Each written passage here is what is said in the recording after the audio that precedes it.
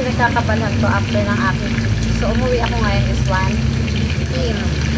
So, after ko umuwi ng 1 p.m, naglinis ko na ako ng bahay, pakain ako ng aso. Kasi yung bantay ko pagod na. Pagod na yung kamay kaka-ML, guys. So, hindi talaga siya nagpunas ng sahi. Pero nagugas siya ng plato. So, kaya ako nagluluto kasi mamaya 4:30 gising na rin yung punso ko at papasok sa eskwelahan. So, habang hindi pa naman ako inaantong, ito yung aking gagawin. Hinahanda ko yung mga bagay-bagay na kakailanganin ko para bukas.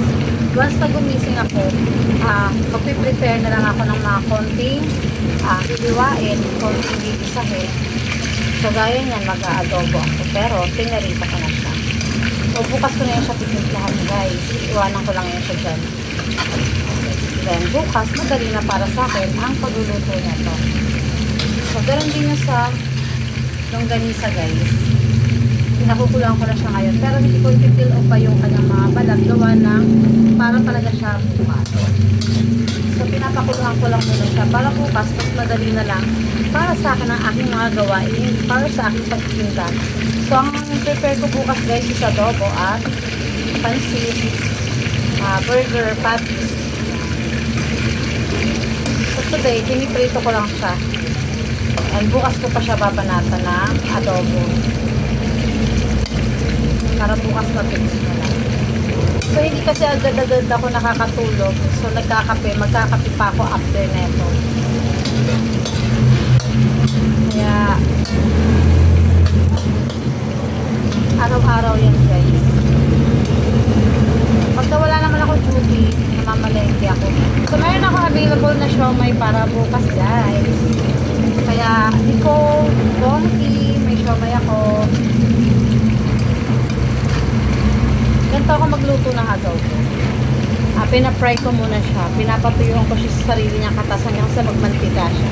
Tapos saka ko siya titimplahan. With egg to para bukas. Adobo with egg. Pansit, burger patty, siomay, skinless, itlog, daing na bangus, at magsasabaw ako ng piniritong tilapia na merong maraming gulay. So, hindi kasi ako nakabili ng sari-saring gulay ngayon, guys. So, bukas ko na siya babanatan. So, ayun. Napapadali na ang aking trabaho bukas, guys. At konti na lang din. Kasi nahiwa ko na yung mga gulay-gulay. So, ito ang skinless. Actually, marami to. Tapos, ito pa. Napakuluan na rin ito. Yan, napakuluan na rin yan. Kaya lang po kasi, itatabi ko to kasi hindi naman lahat dinidisplay ko pa.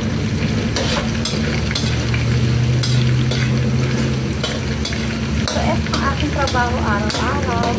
After ng kasi kesa mag-cellphone ako, so gawin ko na lang yung mga bagay-bagay na mas pagpapadali pa ng trabaho ko para bukas.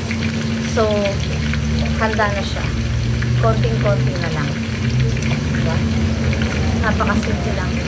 Galing ako ng duty. So, yun lang, guys. Magkakape muna ako. Tapos na yan. So, bukas na titimplahan at babanatan.